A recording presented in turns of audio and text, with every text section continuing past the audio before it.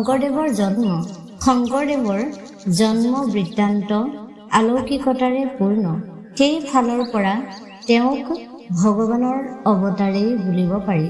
ভগৱান কৃষ্ণ অৱতাৰত অলৌকিকতাই বিৰাজ কৰিছিল। তাৰ কিছু অংশ শংকৰদেৱৰ জন্মৰ আগে পিছে ঘটিছিল। সেই সময়ত কুসুম্বৰ ভূঞাৰ ঘৰত এজনী কপিলী ক্ষীৰতী গাই গৰু আছিল। ৰাতিপুৱা গাইজনী খীৰাবলৈ গৈ দেখিবলৈ পায় যে গোটেই গাটো পানীত তিতি থাকে। কুসুম্বৰৰ মনত সন্দেহ হ'ল যে গাইজনী গোহালিত থকা অৱস্থাত কিয় তিতি থাকিব। এদিন নহয় দুদিন নহয় সদায় গাটো তিতি থাকে। গাইজনীৰ প্ৰতি সন্দেহ উপজাত কুসুম্বৰে গোপনে অনুসন্ধান চলালে। এদিন দেখিবলৈ পালে বান্ধি থোৱা গৰুজনী গোহালিৰ পৰা ওলাই গৈছে। খৰখেদাকৈ ব্ৰহ্মপুত্ৰ নদীত পৰি সাঁতুৰি পাৰ হৈছে। পিছদিনা ৰাতিপুৱা গাইজনী পুনৰ গোহালিত বন্ধা অৱস্থাত দেখা পাইছে। পুনৰ অনুসন্ধান অব্যাহত ৰাখিলে। তেতিয়া দেখিলে যে গাইজনীয়ে ব্ৰহ্মপুত্ৰ পাৰ হৈ গোপেশ্বৰ শিৱ মন্দিৰত সোমাই গাখীৰ যোগান ধৰে। তাৰ পৰা পুনৰ ঘূৰি আহি গোহালিত সোমাই থাকেহি। ৰাতিৰ ভিতৰতে গাখীৰ যোগান ধৰা সাঁতুৰি অহা যোৱা কৰাত গাৰ পানী শুকাবলৈ পোৱাৰ আগতেই ৰাতিপুৱাই কপিলী গাইৰ কাৰ্য দেখি অতিশয় আচৰিত হোৱাৰ লগতে আনন্দিত হৈছিল। তাৰ পিছৰে পৰা কুসুম্বৰে ভাৰ্যা সত্যসন্ধ্যাক লগত লৈ পূজাৰ সামগ্ৰী সংগ্ৰহ কৰি গোপেশ্বৰক পূজা কৰিলে। তেওঁ শিৱৰ পৰা এটি পুত্ৰ সন্তান কামনা কৰিলে। গোপেশ্বৰে কুসুম্বৰক পুত্ৰ হ'বলৈ বৰ দিলে। গুৰুচৰিত্ৰত ৰামচৰণ ঠাকুৰে শংকৰৰ জন্মৰ বিষয়ে বৰ্ণনা কৰিলে এনেধৰণেৰে। পাছে একদিনা অসন্তোষ মনে সজ্জাত কৈলা শয়ন পৰম সুন্দৰ বিপ্ৰ এজন স্বপ্নে পাইলা দৰিখন।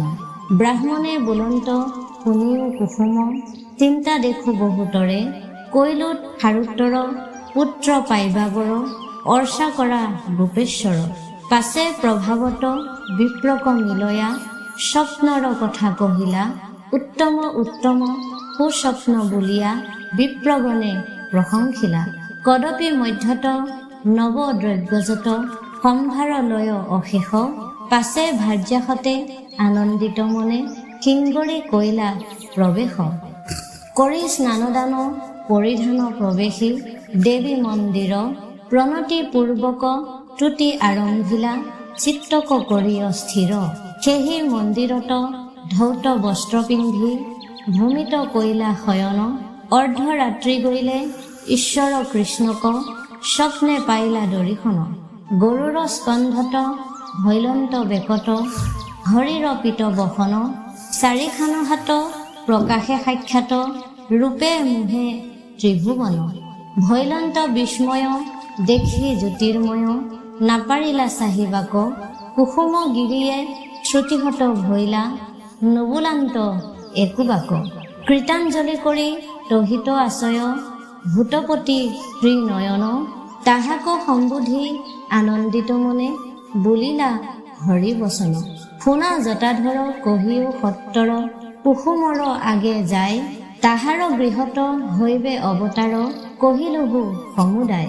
এহি আজ্ঞা কৰি তহিতে তেখনে ভৈলা হৰি অব্যকত। ঈশ্বৰৰ বাণী শুনি কুলপানী কহিলন্ত কুসুমত।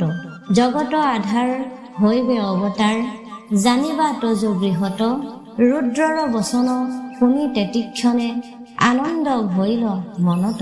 লোভিয়া চেতন গুণে মনে মনে বুলন্ত বৰ লভিলো। জানিলো সুস্বপ্ন ফলিল আমাত কি হব পূৰ্বে দেখিলো। ভাৰ্যাক বুলন্ত শুনিও ঘৰিণী কহিলন্ত মহেশ্বৰ। আমাৰ গৃহত হৈবে অৱতাৰ জানিলোহু গদাধৰ। শংকৰদেৱৰ জন্ম মাহ বাৰ আদিৰ সম্পৰ্কে মতানৈক্য দেখা যায়। 1371 শকৰ 5 আহিন শুক্লা দশমী তিথিৰ শুক্ৰবাৰে ৰাতি জন্ম হয়। আন এজনৰ মতে ফাগুন মাহৰ তৃতীয়া তিথিৰ বৃহস্পতিবাৰে জন্ম। আকৌ আন এজনে কাতিৰ সংক্ৰান্তিৰ অমাৱস্যা তিথিৰ বৃহস্পতিবাৰে ৰাতি জন্ম বুলি ক'ব বিচাৰে। এনে মতানৈক্য থাকিলেও নগাঁও জিলাৰ আলিপুখুৰী নামে ঠাইত 1371 শকৰ 1449 খ্ৰীষ্টাব্দত 5 আহিন শুক্ৰবাৰে শুক্লা দশমী তিথিত ৰাতি চাৰিদণ্ড যোৱাত শংকৰদেৱৰ ভূমিষ্ঠ হৈছিল বুলি ধৰিব পাৰি। সেই সময়ত ভূঞাসকলৰ ঘৰে ঘৰে দেৱী পূজা প্ৰচলন ব্যাপকভাৱে চলিছিল। শংকৰদেৱৰ জন্মৰ লগে লগে আচৰিত ঘটনা ঘটিল। সকলোকে আচৰিত কৰি দেৱী মূৰ্তিৰ আগত জ্বলি থকা 100 গছি বন্তি নুমাল। দেৱী মূৰ্তিবোৰ মাটিত বাগৰি পৰিল। সৰিয়হৰ ডলি বাগৰি পৰিল। হাতী ঘোঁৰা আদি জন্তুবোৰ চিঞৰিবলৈ ধৰিলে। ডবা কাঁহ আদি দেৱবাদ্যবোৰ নিজে নিজেই বাজি উঠিল। শতিকাৰ গৃহত জ্যোতিষ্মান হল। পুত্ৰ জন্ম হোৱাত কুসুম্বৰ আনন্দত মতলীয়া হৈ কাপোৰ কানি পিন্ধা ভাগেই গা ধুই পুত্ৰক দৰ্শন কৰিলে। ইয়াৰ পিছত কুসুম্বৰে সন্তৰাম দৈব্যজ্ঞক ঘৰলৈ মতাই আনি গণনি কৰোৱালে। দৈব্যজ্ঞই গণি পঢ়ি ক'লে যে শিশুটি মহেন্দ্ৰ যুগত জন্ম হৈছে, ধনু ৰাশি, দেৱগণ ৰোহিণী নক্ষত্ৰ। গতিকে প্ৰকাশ্য নাম শংকৰ আৰু গুপ্ত নাম গংগাধৰ। অৱশ্যে দৈত্যাৰী ঠাকুৰে পুথিত লিখিলে শংকৰৰ বৰত পুত্ৰ কলভিলন্ত, এতেকে শংকৰ নামত থৈলন্ত। গুপ্ত নাম তাহান থৈলন্ত গংগাধৰ। পিছত তেওঁ 10টা নামেৰে প্ৰখ্যাত হৈছিল। সেই নামবোৰ হ'ল শংকৰ, গংগাধৰ, মহাপুৰুষ, অধিকাৰী, ডেকাগিৰি, আতা, সন্ত, মহন্ত, গুমুস্তা আৰু জগন্নাথ। সন্তৰাম দৈব্যজ্ঞই গণনাত আৰু কিছুমান আচৰিত সম্ভেদ পাইছিল। শংকৰদেৱৰ যোগেদি দেৱী উপাসনা লোপ পাব। ভাগৱত পুৰাণ আদি শাস্ত্ৰবোৰ কোমল ভাষাত ৰচনা কৰিব আৰু সাধাৰণ মানুহে সহজতে জ্ঞান লাভ কৰিব পাৰিব। ইয়াৰ ফলত অসংখ্য জীৱই মুক্তি লাভ কৰিব পাৰিব। নাম ধৰ্ম প্ৰচাৰ হ'ব। শংকৰদেৱৰ জন্মৰ 3 দিনৰ পিছত মাঘ সত্য সন্ধ্যাৰ মৃত্যু হয়। তেতিয়া শংকৰদেৱক তুলি তালি ডাঙৰ দীঘল কৰাৰ দায়িত্ব বুঢ়ীমাক খেৰসুঁতীৰ ওপৰত পৰিল। সত্য সন্ধ্যা মৃত্যুৰ কিছুদিনৰ পিছত শংকৰদেৱৰ পিতৃ কুসুম্বৰ ভূঞাৰ মৃত্যু হয়। পণ্ডিতসকলৰ মাজত শংকৰদেৱৰ পিতৃ মাতৃ বিয়োগৰ সম্পৰ্কে মতভেদ আছে।